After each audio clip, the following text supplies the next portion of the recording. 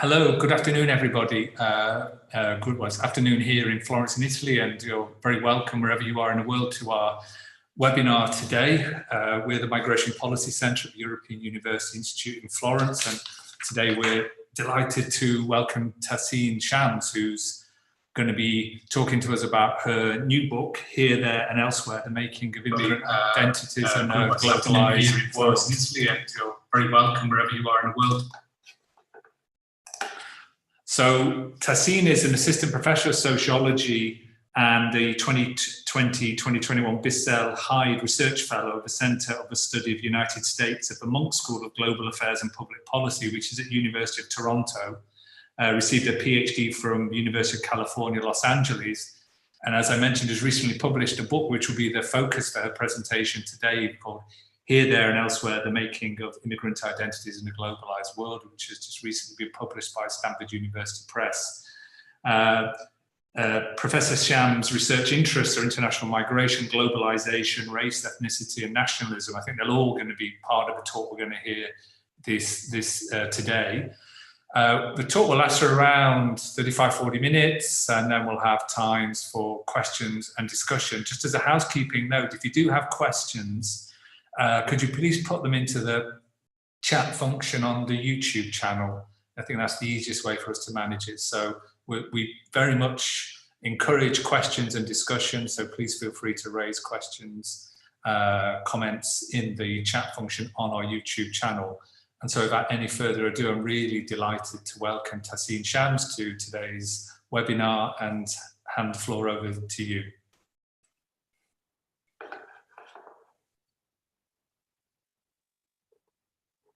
Hello, everybody. I am Tahseen Shams. Thank you so much for having me. Thank you especially to Andrew for giving me the opportunity to share my book's findings today. And thank you to Giovanni and Chiara for handling all the logistics.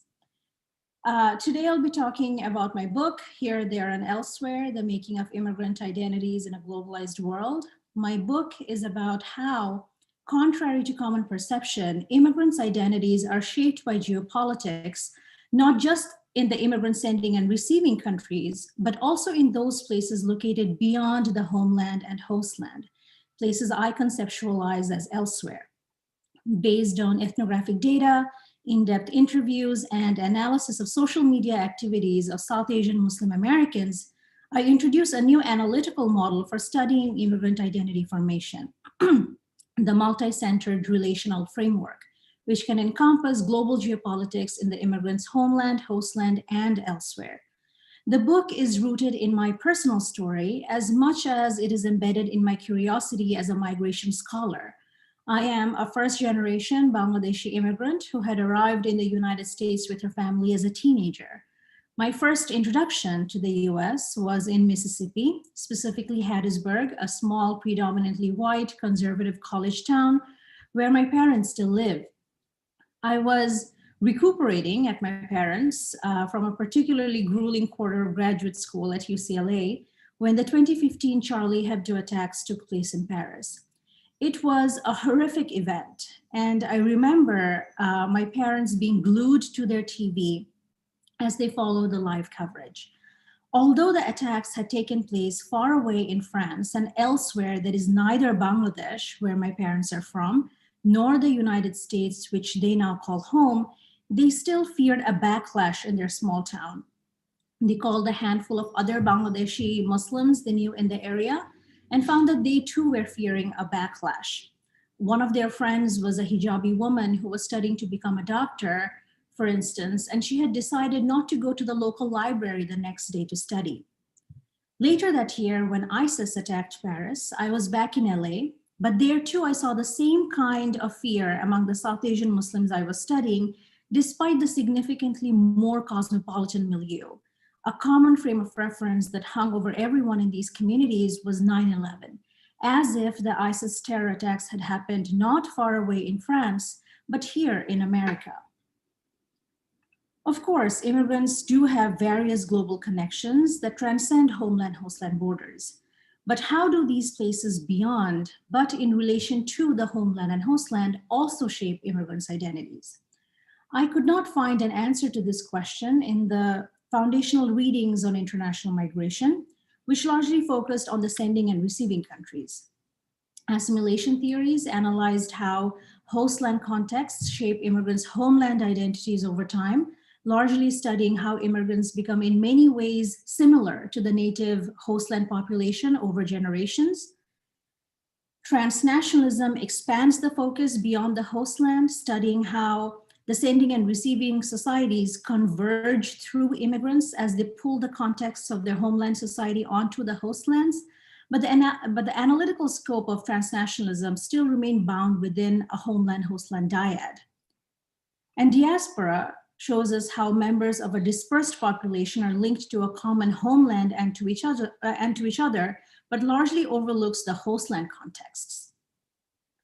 My book extends the scholarship of international migration by showing how places beyond the homeland and hostland, elsewhere, shape how immigrants view themselves, that is, self-identification of immigrants with elsewhere, and how these places shape how others in the hostland view these immigrants, that is, identification of immigrants by others in relation to elsewhere.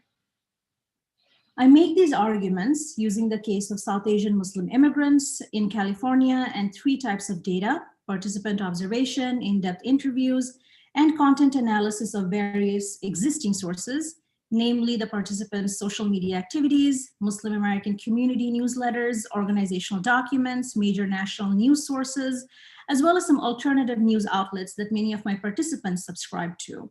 This 3rd type of data was analytically useful for triangulating my ethnographic observation in that they were removed from interviewer effects. The participants, the Muslim American community, the larger hostland and global societies were acting on their own without me as an interviewer somehow motivating them to react in certain ways to respond to my research questions. Using this data on South Asian Muslim Americans, I present the multi-centered relational framework, which, like I said, can encompass global geopolitics in the immigrants' homeland, hostland, and elsewhere. I argue that different dimensions of the immigrants' Muslim identity category tie them to different elsewhere contexts. As Muslims, these immigrants are members of the Ummah, which is the imagined worldwide community of Muslims that subsumes borders and connects all Muslims reproducing shared beliefs, practices, and a sense of membership. But the heartland of this imagined community is not found in South Asia, but in the Middle East. As the birthplace of Prophet Muhammad and the location of Islam's holiest sites, the Middle East is arguably the religious and political center of the Muslim world. And as self-identifying Muslims, these immigrants subscribe to the various conflicts, histories, peoples, and places in the Middle East that sustained their Muslim identities. As such, many of the participants were politically oriented towards many elsewhere Middle Eastern places, such as Palestine, Syria, and Turkey. But how the participants self-identified did not determine how they were identified by others in the hostland. So despite the salience of the Middle East in the participants' self-identification, it was the Muslim-related context in Europe that determined how Muslims were perceived as a whole in America. To give just one example, whereas the 2015 ISIS attacks in Paris had produced Islamophobic backlash in the US, similar attacks in Beirut just one day before the Paris attacks had gone virtually unnoticed. So in this example, the multi-centered relational framework captures 3 specific points of focus or centers, thereby expanding the homeland-hostland dyad. First, we have the immigrants' homelands, in this case, Bangladesh, India, and Pakistan. Second, we have the hostland. And third, we have elsewhere. The hostland being the United States and elsewhere in these examples being the Middle East and Europe. The main goal of this framework is to capture if, how, and when the relationships between which centers become salient and shape the immigrants' worldviews and day-to-day interactions. But when does a place become elsewhere? Elsewhere does not mean everywhere. A place located beyond the homeland and hostland by itself is not important to the immigrants' identities. It is only when that place is salient to the homeland society, the hostland society, or the relationship between the two that it becomes an elsewhere. In other words, an elsewhere is a place that is meaningful for not just the immigrants themselves, but also for the people around them, which is why elsewhere affects how immigrants understand their location in both global and hostland social hierarchies. I argue that a place can be considered an elsewhere if the answer is yes to the following questions. Are the contexts in a place beyond the homeland and hostland relevant to the immigrant's own sense of self? Do those contexts shape how others in the hostland view these immigrants in their day-to-day lives? And I will just give one example from my book. Almost 50% of Nigeria's population is Muslim, but my participants neither knew nor cared much about that country. In many ways, it was mostly irrelevant to their daily lives. But Nigeria became relevant to their sense of selves because of Boko Haram, the Islamist terrorist group active in Nigeria, its connections with ISIS, and Boko Haram erupting into infamy because of it having kidnapped 300 Nigerian schoolgirls.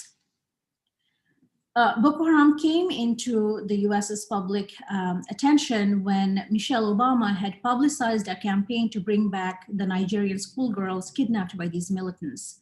To many of my participants, such as Zinat, a hijabi Bangladeshi woman, Boko Haram gave Islam and Muslims a bad name and shaped how Muslims as a whole were perceived in America. Zinat did not know where Nigeria is exactly located, its shape on the world map, or its demographic profile. But based on what she had learned from American news channels and social media, she knew that Boko Haram is located inside that country and understood that what it did over there affected her here in America. What this example shows is that an irrelevant case can become relevant if events in that place draw the hostland's political and media attention in ways that make the participants' already stigmatized, in this case, Muslim identity, even more suspect.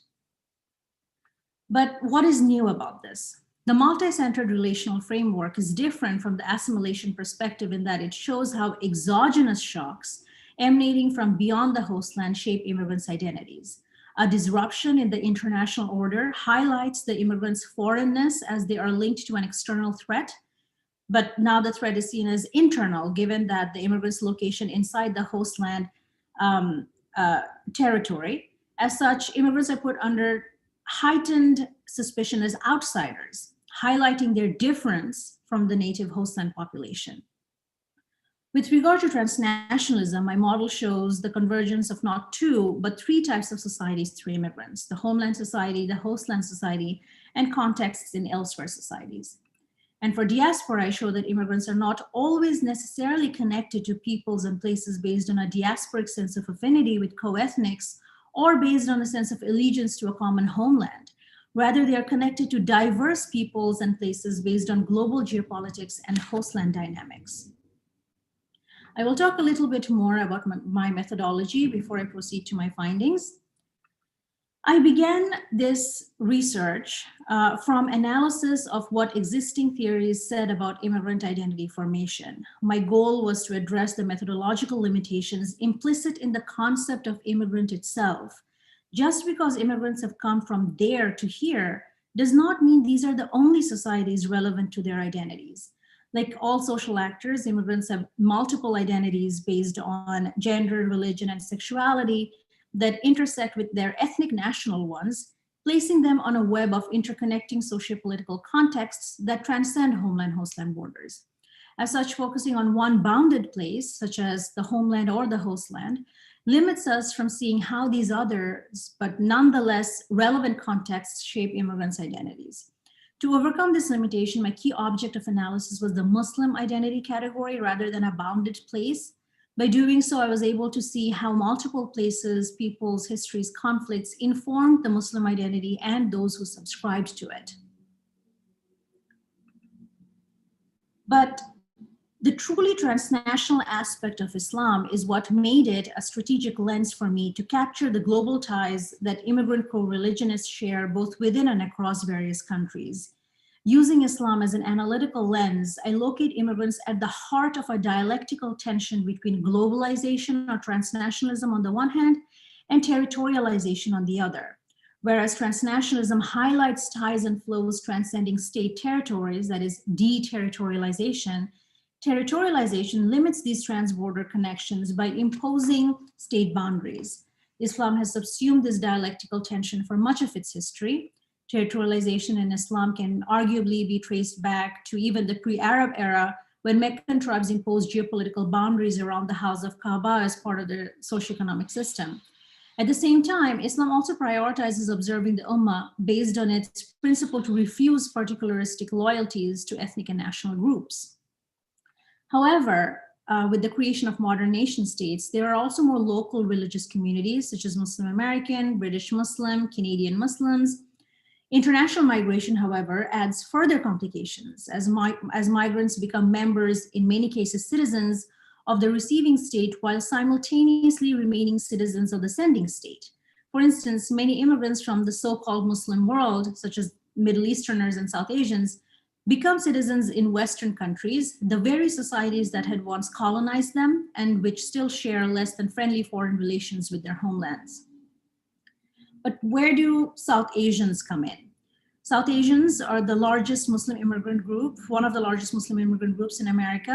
Pakistan and Bangladesh are the top two sending countries of Muslims in the United States. In fact, India, Pakistan, and Bangladesh have the second, third, and fourth largest Muslim populations in the world. And immigration from these countries to the US has grown steadily in recent years. South Asia has directly experienced conflicts with Western societies when the British had colonized the Indian subcontinent for 2 centuries. This past has led to religious political wars and partitions that gave birth to India, Pakistan, and Bangladesh. This shared past is still important to each country's national identity and foreign relations with each other. Even in the post-colonial period, relations between South Asia and the West have not been smooth. The US's relationship with Pakistan has been particularly turbulent because of its proximity to Afghanistan and the connections between Pakistan's security apparatus with Al-Qaeda. Most of the South Asian Americans are foreign-born. They speak English well or very well and are highly educated. I entered the South Asian Muslim community through various campus organizations, language schools, ethnic restaurants, and charity organizations in different parts of Los Angeles, which is one of the highest concentrations of South Asians living in the United States.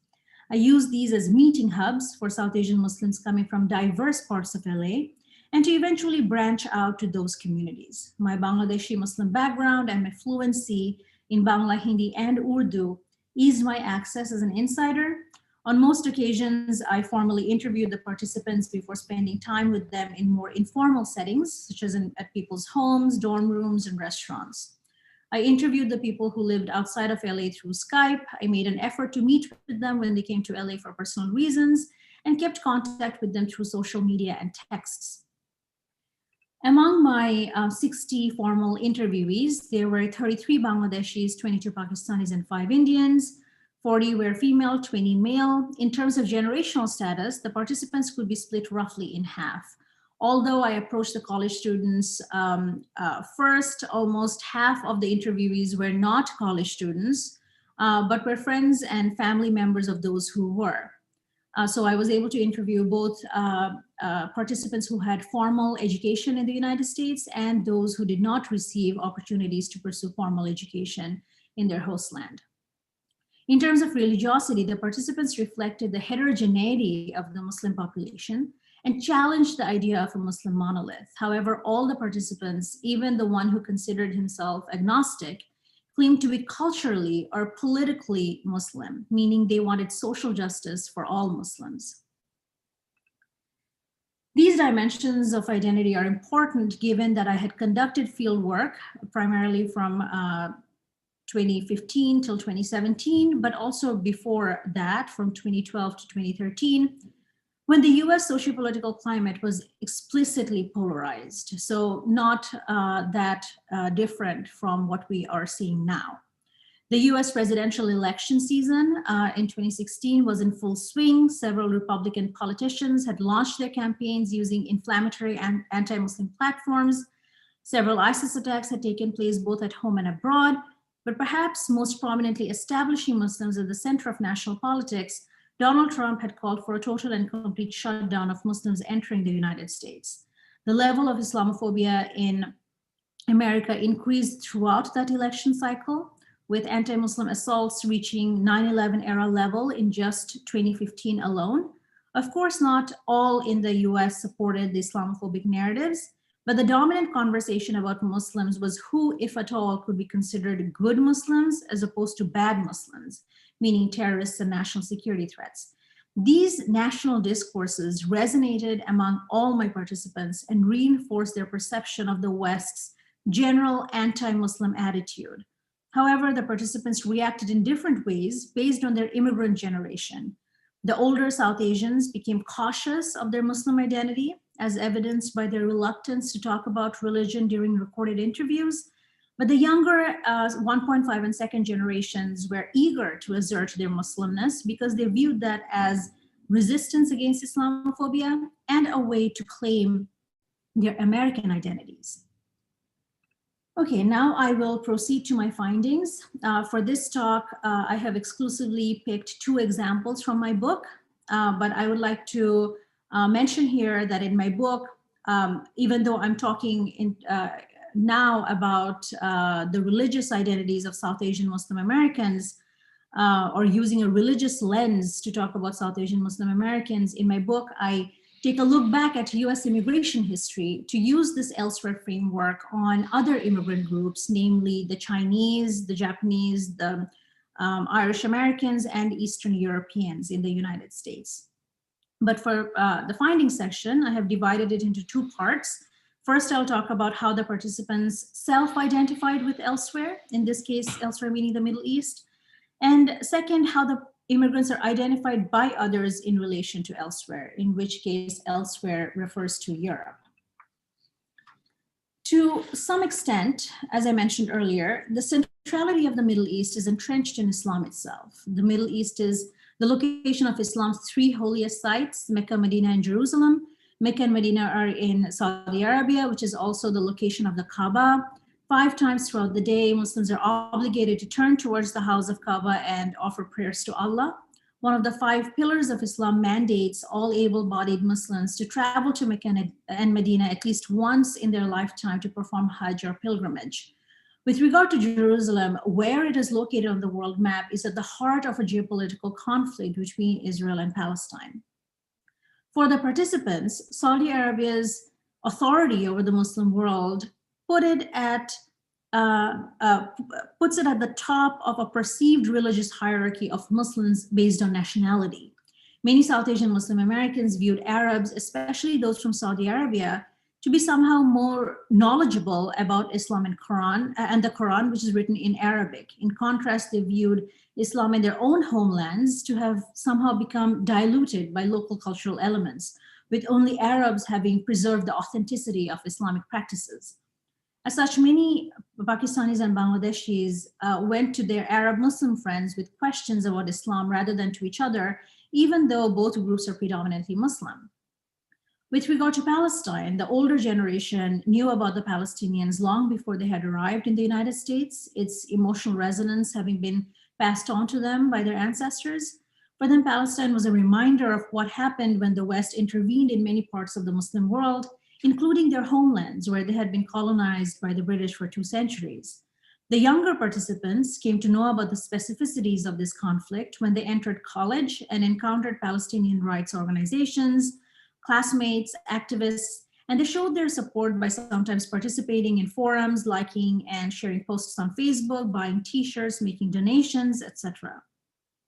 But what I found interesting is that the participants, regardless of their immigrant generation, evaluated mainstream US politicians based on the politicians' attitude towards Palestine, among other issues. For example, during the 2016 Democratic presidential nomination, most participants favored Bernie Sanders over Hillary Clinton because they viewed Sanders as being more open and sympathetic towards Palestine rather than Clinton, whose Middle East policy they saw to be too pro-Israeli and thus somehow biased against Muslims' interests. I analyze why this may be the case in this diagram. I argue that these immigrants come from homelands where the national, political, and religious lives are still very much influenced by their colonized past at the hands of the British. There are several religious political divisions, both within and between the South Asian homelands. With regard to Islam, there is Arab influence over Islam throughout South Asia, although South Asian Islam has some unique characteristics of its own. And people are generally informed of the many instances of Western interventions in many parts of the Muslim world, such as Palestine, Iran, Iraq, Afghanistan, and Pakistan. The immigrants bring these homeland contexts with them when they arrive in the United States. Upon arrival, they encountered heightened Islamophobic contexts post 9/11. These Islamophobic encounters combined with the shadow of their colonized past and the contentious relationship between the US and the Middle East reinforce these immigrants' view that the West is generally anti-Muslim. However, as Muslim Americans, they can now influence US policies towards the Muslim world by voting and engaging with mainstream politics, something that they were not able to do back in their homelands, despite having sympathies for fellow Muslims. As such, the immigrants tend to favor mainstream politicians who they view to be sympathetic to Muslims both in the United States and abroad. This orientation towards the Middle East reveals a form of cross-border tie that goes beyond what we know about immigrants' political engagements from abroad, which thus far we have known to be directed towards the homeland. But here, the South Asians are politically oriented towards elsewhere. Sometimes Muslim-related issues in the Middle East even gained priority over those in their own homelands. For example, in late 2015, around the same time when the Syrian refugee crisis caught the world's attention, another refugee crisis was also unfolding in South Asia, that of the Rohingya Muslims. Rohingyas are a Muslim ethnic minority in the western Rakhine state of Myanmar. The Myanmar government views the Rohingyas as illegal Bangladeshi immigrants, although these people lived in Myanmar for centuries. Fleeing violent persecution by the Myanmar government, Rohingyas have sought asylum in neighboring countries, mainly Bangladesh, but have been refused. Most now live in dire conditions in refugee camps. Although unlike the Syrian refugee crisis, the Rohingya refugee crisis directly involved Bangladesh, I was surprised to find when I did field work that many Bangladeshis were not even aware of who the Rohingyas were.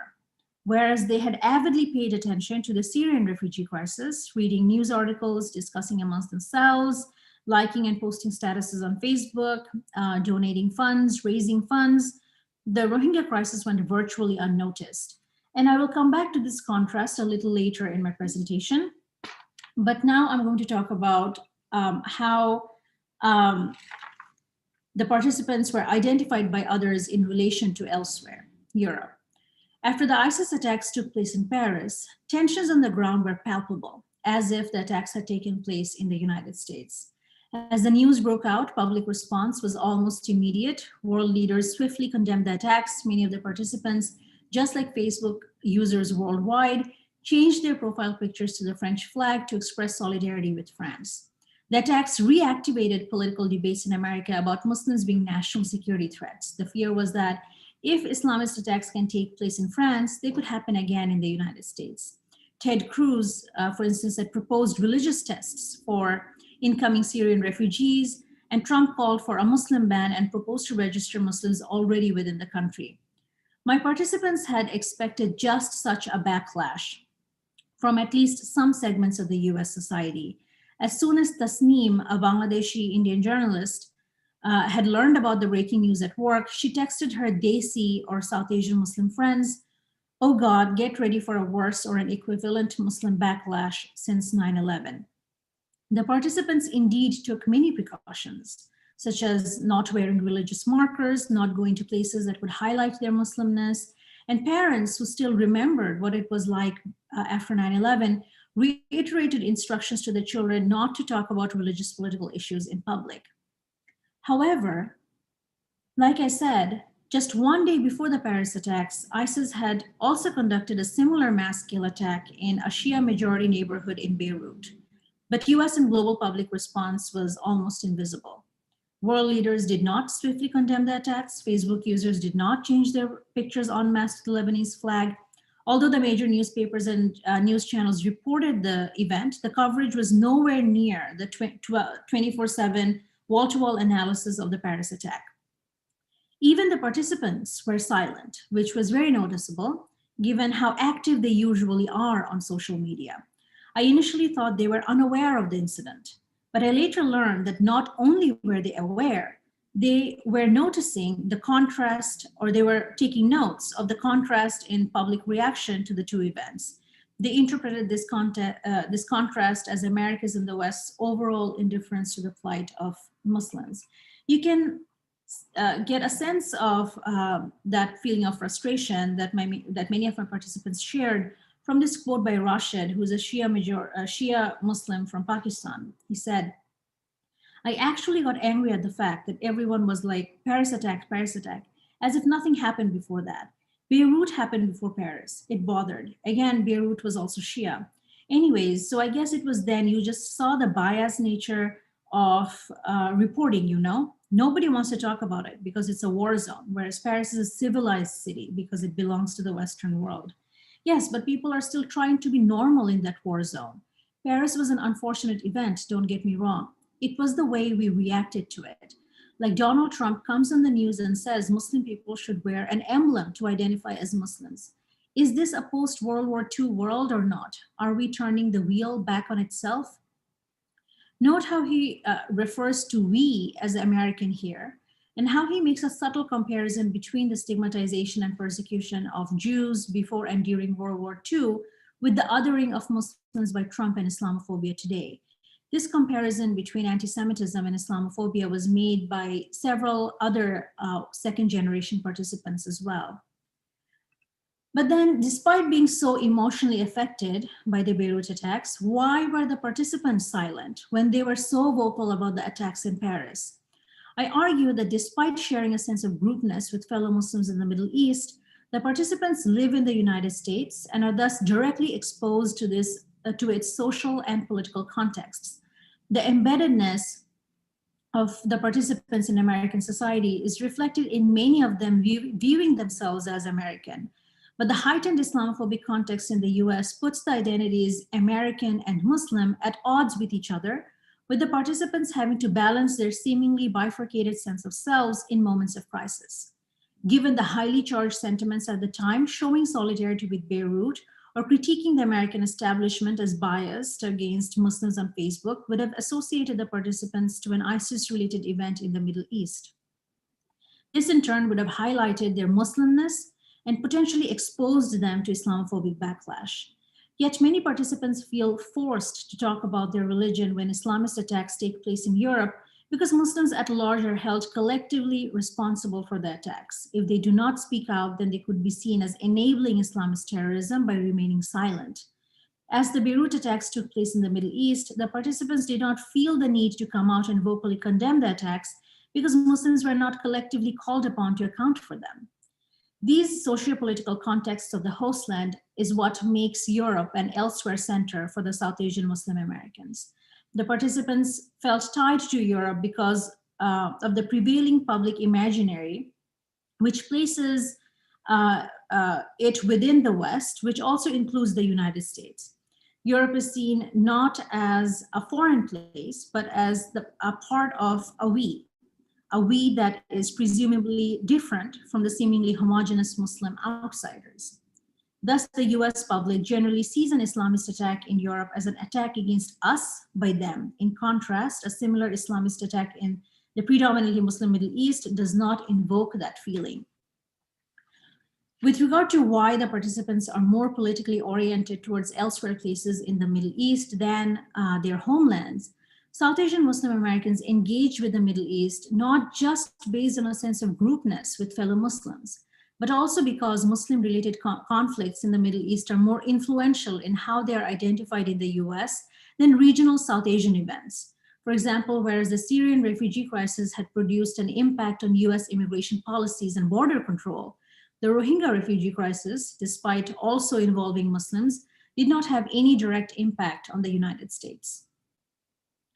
For the interest of time, I mainly focused on hostland elsewhere connections, but I want to at least touch on the religious political conflicts within and between the South Asian homelands, such as those between India and Pakistan and Hindus and Muslims in India.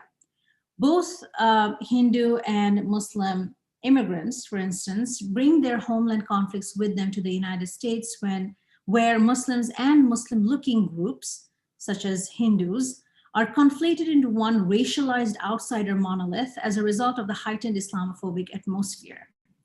As such, Hindu-Muslim homeland conflicts gain global dimensions based on host and elsewhere contexts. For example, Indian Hindu nationalists, both in India and the US, support Donald Trump because they view his anti-Muslim platform and his win to be advantageous for their nationalist politics against both the Muslim minority in India and their regional rival Pakistan. Their support also highlights their difference from their Muslim counterparts. In turn, their support reinforces Indian Muslim participants' outsider status in their own homelands and push them to become more involved with Muslims from other nationalities in America. Now we have arrived at the conclusion. I just want to mention that the multi-centered relational framework allows us to trace the different ways in which global politics in and between multiple various places shape immigrants' identities. Scholars of transnationalism have argued that a group's immigrant experience is not comprised of just one homeland and one hostland, but all the places in which members of that diaspora live. But however, as I have shown, the South Asian immigrants here are also connected to places that are not part of the South Asian diaspora necessarily, in that the participants were not connected to these places based on a sense of diasporic affinity. Rather, they were connected to these places that extend beyond the boundaries of the sending and receiving societies, elsewheres. As Muslims, the South Asian immigrants both self-identify with elsewhere and are identified by others in relation to elsewhere. However, all places do not have the same level of salience. Where these places are located, the geopolitical relationship of that place with the host land, and the relevant homeland orientations together determine the level of salience of that elsewhere place in the immigrant's identity formation. Thus, the multi-centered relational framework highlights the truly transnational aspect of immigrants while still considering the limitations imposed by state borders. But is this framework generalizable? Elsewhere may not always be salient to the immigrants' identities. Its salience is based on the larger social contexts. But thus far, elsewhere effects on immigrant identity formation have not been explored. My future projects will actually test the scope and limitations of this framework across other immigrant groups and nation-state contexts. I will not go through them for the interest of time, but I'd be happy to talk about this more during Q&A. But I want to conclude my talk by reflecting on what happened since I finished writing this book in late 2019. I think that there is now more evidence why we as migration scholars need to locate immigrants' experiences in connection to contexts not just here and there, but also elsewhere. The COVID-19 pandemic has shown that what happens in a faraway foreign land does not stop at its borders, but can produce domino effects, be they social, political, epidemiological, forceful enough to lock down the entire world.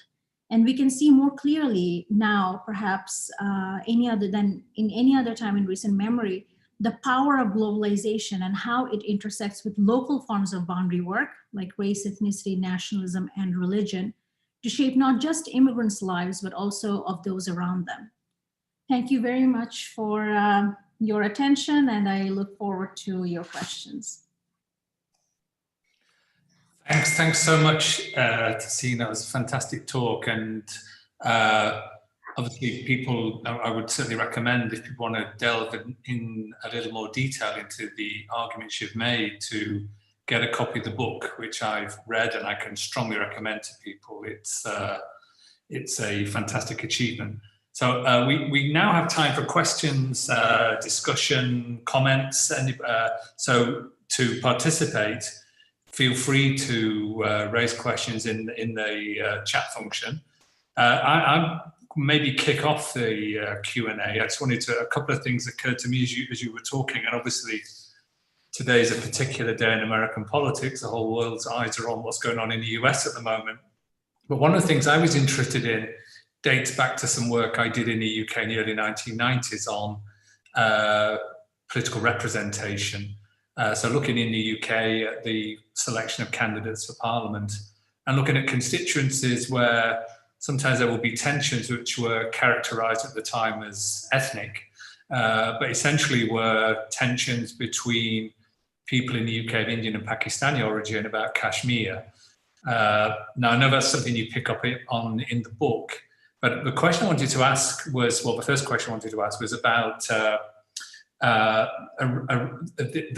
way in which elsewhere can also be used as a basis for mobilization and debates about representation here. So I suppose in the US, in your context, which could be a state level or various forms of various levels of politics in the US. And I was wondering if, you know, how in the context of your multi-centered framework, political mobilization and participation here, shaped by factors elsewhere, could play out or has played out. I just also wanted to ask about your dimensions of Muslim identity as well, which was really fascinating, the spiritual and political dimension to Muslim identity. And again, I know it's something you pick up on in the book, but the extent to which they may be contested. Certainly in the book you write more about gender, but also thinking about age and generational change, and really the kind of making and remaking of the identities that you focus on. So those were two things I wanted to raise, and so if you wanted to address those, we'll give people a chance to raise other questions in the chat box. Thank you. Thank you so much for these excellent questions, Andrew. I will first address your first question about whether any elsewhere place could be used as a basis of mobilization for people who are in the diaspora in terms of how they interact both with the representation in their host land as well as what is going on back in the homeland. This is absolutely an ongoing phenomenon that I think could be understood more in depth using this elsewhere framework. So a number of political actors, not just at the state level, at the global level and at the community level, do use symbolic elsewheres as a basis of mobilization.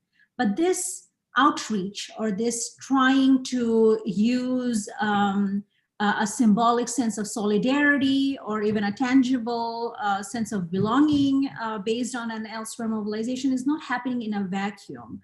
What I would like the elsewhere framework to help us understand more is, why is it one elsewhere, one particular elsewhere, and not other elsewhere? So for instance, why is it that political actors use, not just Muslim actors, but also other kinds of political actors, secular actors as well, use the symbolic case of Palestine as a basis of mobilization, but and the Syrian refugee crisis as a form of mobilization, but did not use the Rohingya refugee crisis as to mobilize Muslims worldwide, even though these people who have been called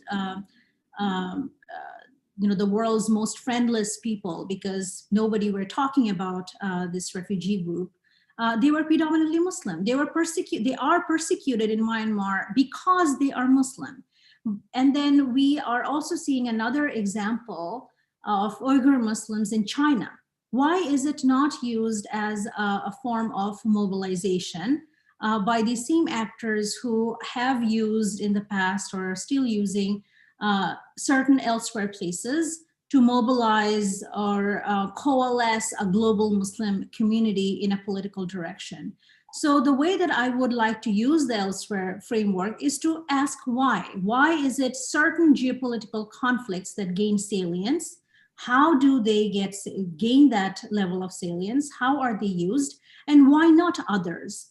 What does this contrast reflect about global hierarchy and inequality, the hierarchy among Muslims, how performances and feelings of solidarity are at times manufactured? So for instance, one of the reasons why people did not rise up on Facebook and change their profile pictures to the Lebanese flag was because they didn't see that option on Facebook. Facebook did not give its users the option to use a solidarity filter when there were other attacks in the Muslim world. But they did when ISIS attacked Belgium, they did when ISIS attacked France, but not when ISIS attacked Turkey, not when ISIS attacked Bangladesh, not when ISIS attacked Lebanon. So the elsewhere framework helps to make these connections and locate all these complex interconnections seriously in a globalized context, to understand not just what's happening here, but also what's happening elsewhere, also what's happening back there, and connect them in a more interconnected, broader picture.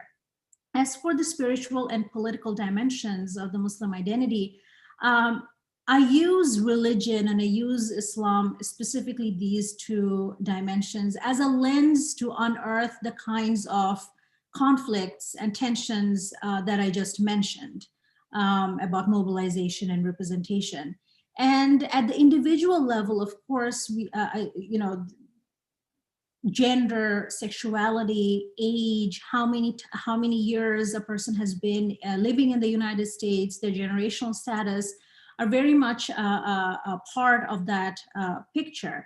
For instance, a question could very well be, well, is the elsewhere phenomenon a first generation phenomenon? Is it really transferable to 1.5 and second generations?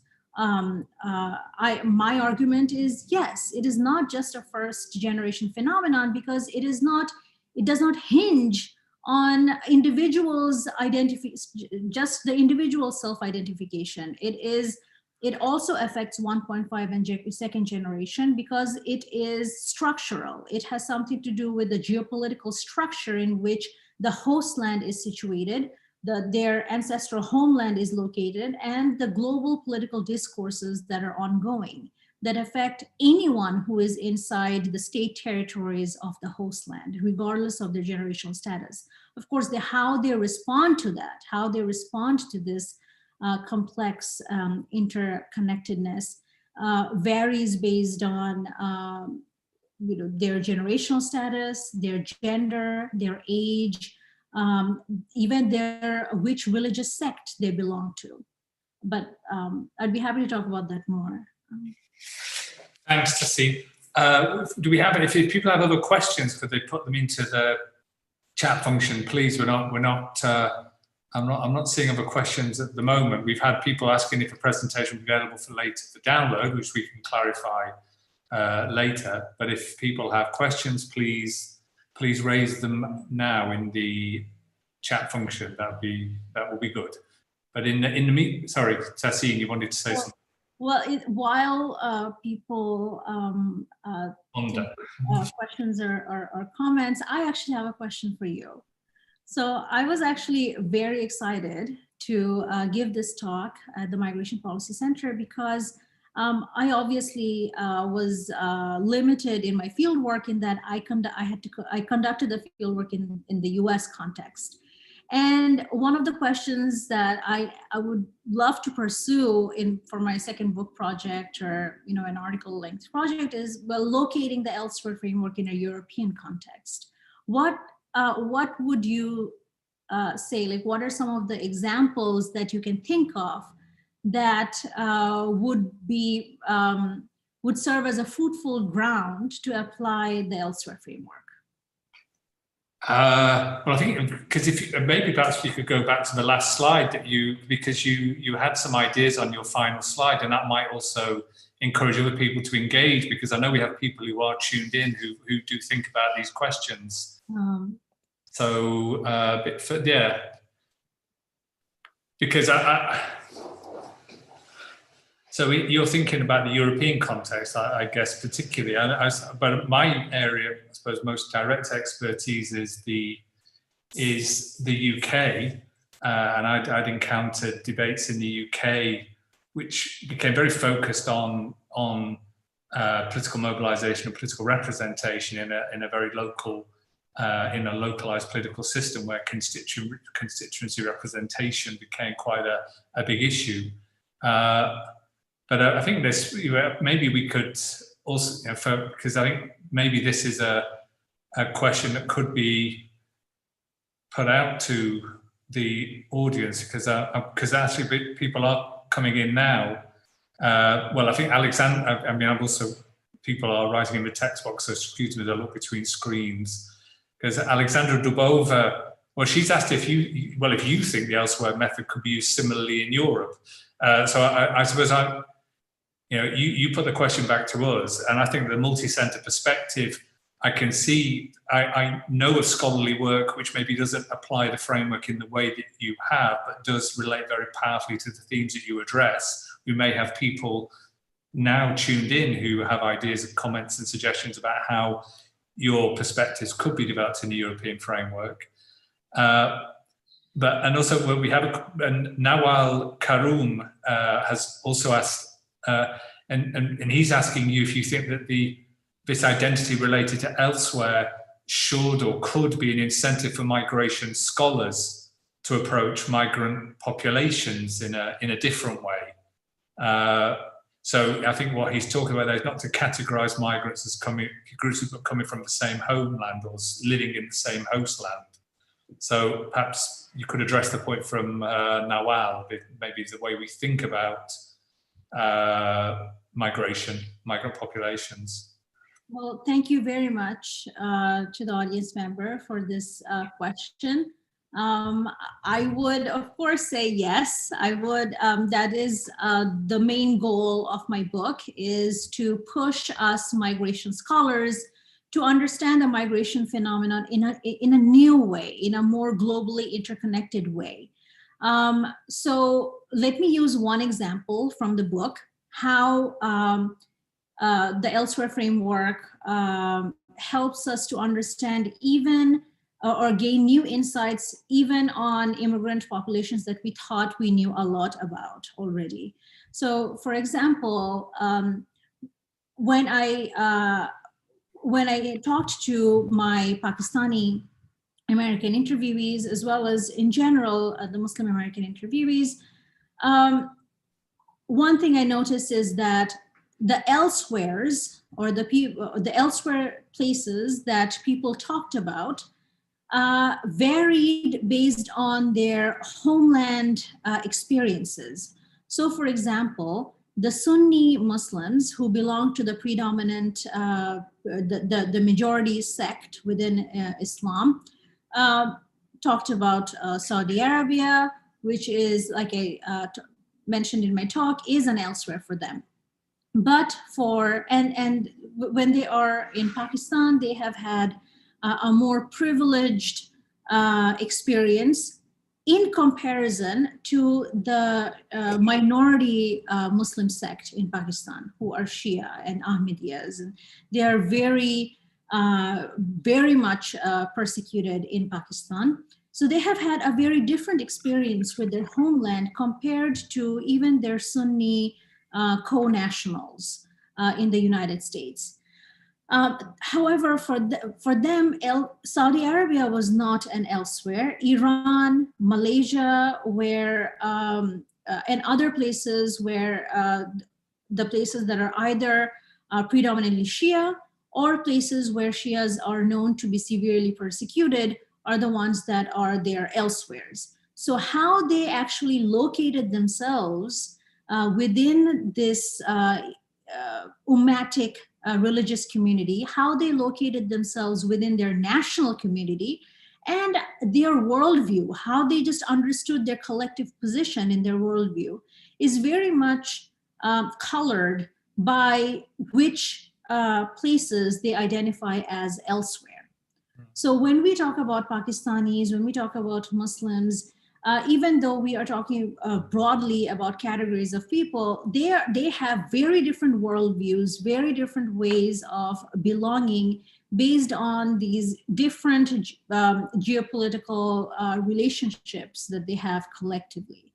So I do think that elsewhere is, or I do hope that elsewhere phenomenon or an elsewhere framework generates different kinds of conversations, all directed at thinking about the migration phenomenon or migrant groups in a new, different way. Yeah, and leading on from that, we've had a comment from Christine Barwick, who, and I think is commenting on the points that you've just been making. And what Christine Barwick says is that she thinks that there might be, one thing that might be different in Europe is that mobility and experiences in other European countries might be more, influential because European countries are closer and there's freedom of movement. So that's the legal and political setting in Europe might be different in that respect. Although she also points out that might be maybe limited for immigrants, which I guess in the European context is a distinction between EU citizens who have mobility rights and what are labelled in the EU as third country nationals who maybe have some more limits on those rights, certainly more recently arrived people. And I think what Christine is saying is that in Europe, she's suggesting that elsewheres might be more concrete based on own personal experience in Europe. I think that's kind of an interesting point. I don't know if that's something you wanted to reflect on. Thank you very much, Christine, for making that comment, because one dimension that I will keep in mind when I start applying the elsewhere framework in the European migration context is also the history of migration to European countries are much older. So when you were talking about the UK, Andrew, the history of migration and the kind of relationship that just the South Asian countries, since that's the case I talked about in today's talk, have a much older, much more established and historic relationship with that host land than the United States or Canada. So I think that in addition to the pathways of mobility and movement in the European context, even the history gives it a more established, concrete shape than the relatively newer strands of migration to North America. There is also the question of labor migrants. So what is going on with people who are, for instance, going to Italy from South Asia as labor migrants? And what happens to their identities then? Because is then Italy a host land, or do they think of Italy as a host land then? Are they exposed to different kinds of elsewhere when they leave their home country into a new country? Does that help, or how does that really affect their worldviews and their own understandings? And what happens when they then go back to their homeland? Yeah. What are the worldviews that they are taking and exposing their compatriots when they go back? So these are not. I would like to think that these are not at the same time Eurocentric questions. My goal is to present a theoretical framework that is applicable or generates questions in different kinds of national contexts with different historical trajectories as well. Thank you. So we got some more questions now. So Laila Haj Abdu from the Migration Policy Centre, she's interested in, I think she might have tuned in a little late, but she was interested to hear more about what the intersectional dynamics of belonging and whether you could expand on the effects of social class on patterns of belonging.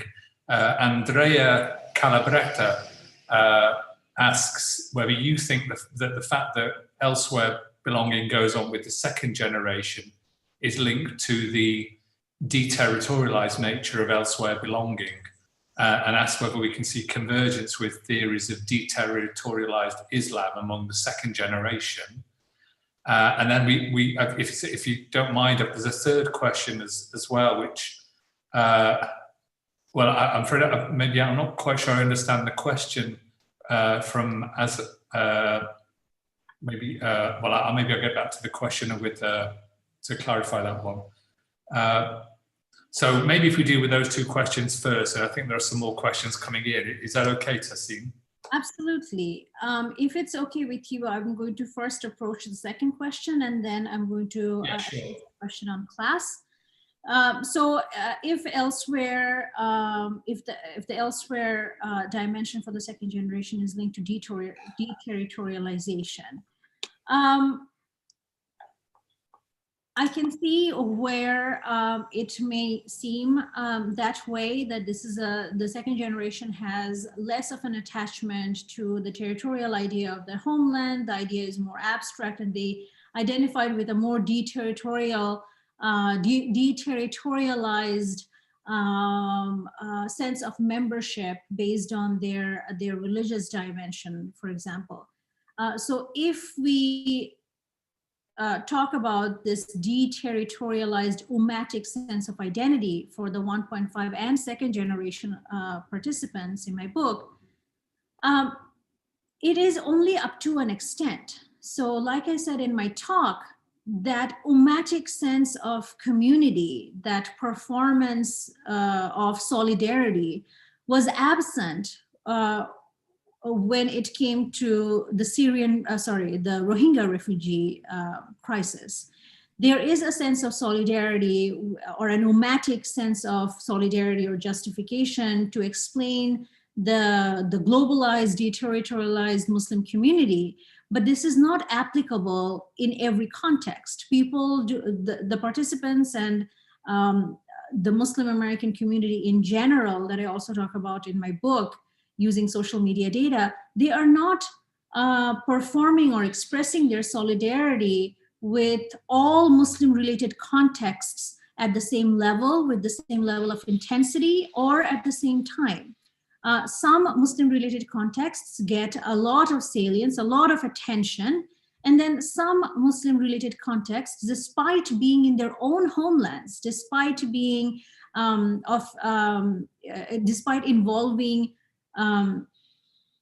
equally vulnerable, if not more, Muslims, tend to go virtually unnoticed. So, and the explanation that I give in my book is that the answer is very much rooted in that dialectical tension between deterritorialization and the continuing importance of state borders. These people, despite having a sense of deterritorialized connection at in some contexts, are still within the nation-state territory of the United States. They are thus exposed to a very specific kind of geopolitical discourse. They are exposed to a very specific kind of worldview, and they are responding to pressures that, or tensions that emerge from the fact that they are living within the US nation-state borders. So I wouldn't say that it is just deterritorialization, but that it is a very important, but only one part of the bigger picture. That it is because borders continue to have that kind of effect on their worldview is why some Muslim-related contexts become important and some Muslim-related contexts go unnoticed. And this is when I'm going to address the class question. Is this story now based on class, or is it just an elite level phenomenon that people who have received formal education are exposed to this kind of discourse? They are the only ones who are aware of this. What about the people who have not received formal education or are not of the middle or upper middle class? My answer is they are still exposed to this context because, again, they are all living in the United States.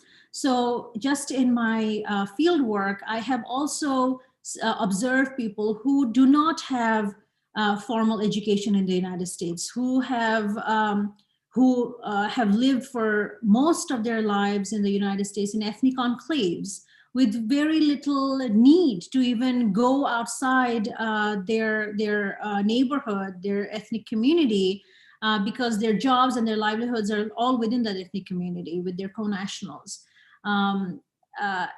Gas station owners, stay-at-home moms, restaurant owners. And what I found is that there is, of course, a difference in how they express those worldviews, but they still express the fact that they understand what is going on. So, for example, I had interviewed a retired elderly couple in their home. They live with their son. They spoke in Bangla. They know very little English. And I asked the elderly gentleman, what do you do during your free time? I watch TV. What do you watch on TV? I watch cricket, and sometimes I watch the news. And then I asked him, well, you watch the news. What do you think of the election? He was like, oh, you know, I like the old guy, referring to Bernie Sanders. I said, why is that? And he said, well, he sounds like someone who will listen to us. Why do you say that? Well, he sounds like someone who's sympathetic to Muslims. This is the same thing that I'm also hearing from college educated young professionals, but in a different kind of language. But the sentiment is the same. The reason why they identify with this one particular politician is the same, regardless of their class status, regardless of their level of formal education. So this is just one example to say that the expressions vary based on the intersection of class and ethnicity and generational status, but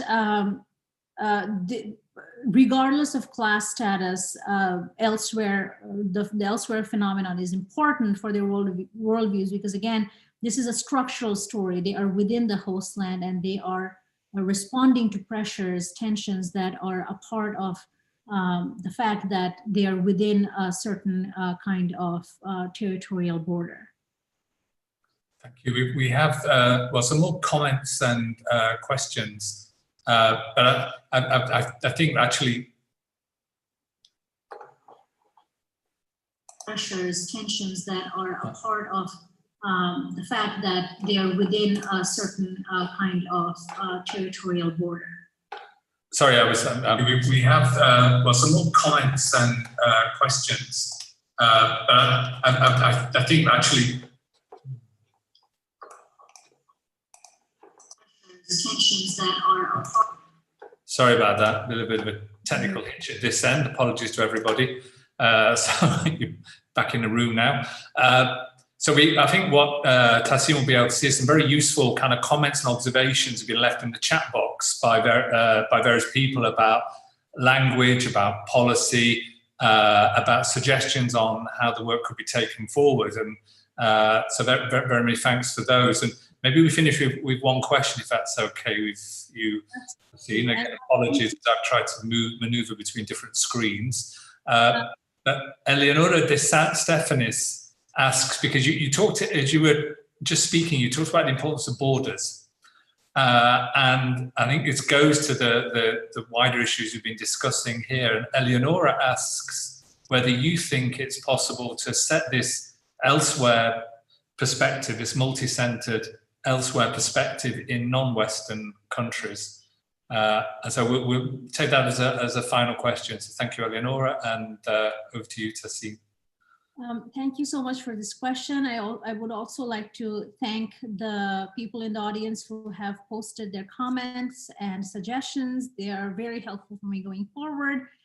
Yes, this is absolutely one way that I would like to take this forward, is locating this in a non-Western context. So in my book, I talk about Immanuel Wallerstein's world systems theory, that there is a global inequality, a global hierarchy that's going on here, that people in the peripheral and semi-peripheral countries tend to get overlooked, whereas people in the core countries, they generate all the world's attention, and people talk about that a lot more. So what happens when the framework is applied in the peripheral and semi-peripheral countries? So one way that I would like to go forward with this is looking at just the question of Middle Easterners, which is in this slide that I'm sharing right now, that if Middle Easterners, or if Middle East is an elsewhere for South Asians, is South Asia an elsewhere for Middle Easterners?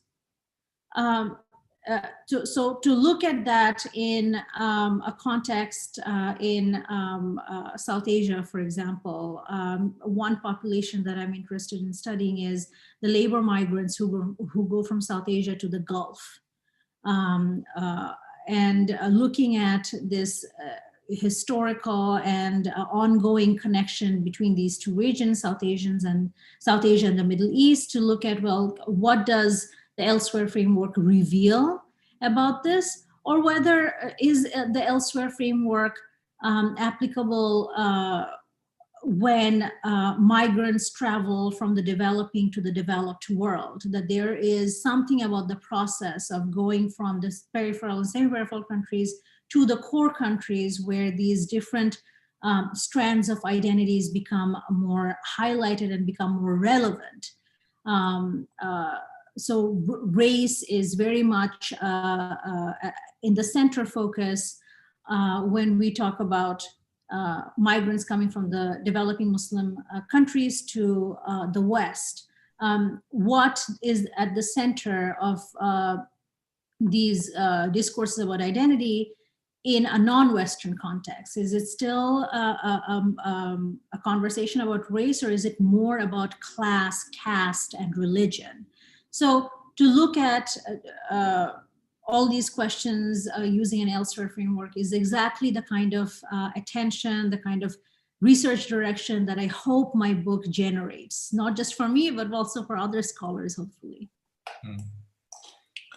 Well, I think that's a great note to finish on for today, Tahseen, because obviously as a research centre at EUI, we're interested in ongoing research and your plans for future research, and we hope we're able to engage with them. I think that the framework you've developed and the book itself are impressive achievements, and I think a lot of people are going to get a lot of benefit from the presentation today, but also the rich research that informs it. So we're really grateful to you for presenting today, and hopefully there will be other ways we can engage in the future around this work, and also people who've joined us today online. I'd like to thank them, and I'm sure that hopefully they've been inspired by what they've heard and helped inform their research, and in turn that they can share their ideas with Tahseen. So I maybe bring things to a close for today, as we're thanking Tahseen once again for her time, and wishing good luck with her book and future research, and also reminding people that our next webinar on 18th of November, we are changing focus. It's going to be on climate mobilities, migration, mobility, immobility, and climate change. Details will be up on our website, so please keep in touch with us, sign up to our mailing list, sign up to our YouTube channel, and we would be very happy if you can join us for our next webinar, which will be on November the 18th, 3 p.m. European time. So with that, thank you to everybody, and we'll conclude this webinar. Thank you.